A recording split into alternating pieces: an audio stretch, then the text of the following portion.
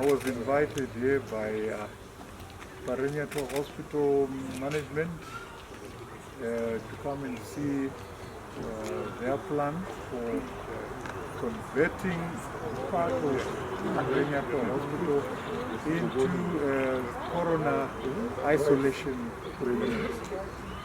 As the Ministry of Health, we have advised all health institutions across the country to identify areas where they can also be able to place people with virus disease. So this is happening countrywide. In the provinces, some provinces have identified 2-3 rooms, and some have come up with makeshift arrangement. Here at Pari, they've decided to demarcate. So they were just showing us the demarcations, the areas that they want to utilize. I think they are moving in line and being prepared and ready. I can see that they are very, very ready here. They're already in the process of creating the partitionings. They've got their ideas. We had engineers who are very familiar with how to separate, and create a situation where we don't end up with cross-infection. This is the main issue here. We want the area where the COVID-19 patients are going to be kept in an area where there will not be any cross-infection into the areas where other patients with other usual conditions would be placed. And the issue of the staff is another key issue. We want to make sure that all our staff are well looked after, especially availability of PPEs. That is the key issue. We do not want to lose any one of our members of staff through infection from patients who've got COVID-19. So the issue of PPEs is of essence, and we are making sure that we have adequate PPEs. And at the same time, there is a need for us to also upgrade, refurbish Harare Central Hospital.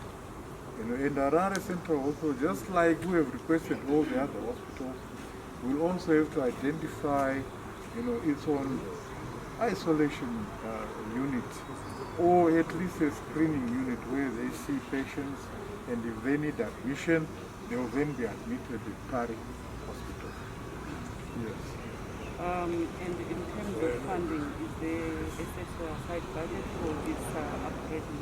Well, the budget is there. The ministry has been given adequate funds, to be able to look after all these renovations and refurbishments, and also the issue of any requirements like, for instance, PPEs.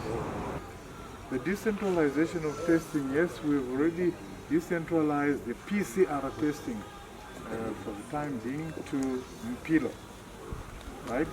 We had adequate reagents to cover for at least 1,000 tests, so they're going to be running those from Mpilo.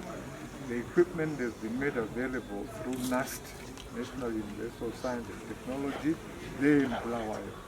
The staff have been trained. There's quite a good number who have been trained so that they can be able to run the PCR there, so that the southern region don't have to send their samples to Harare anymore. When are they starting? Oh, they should start tomorrow. Today they are doing the test runs.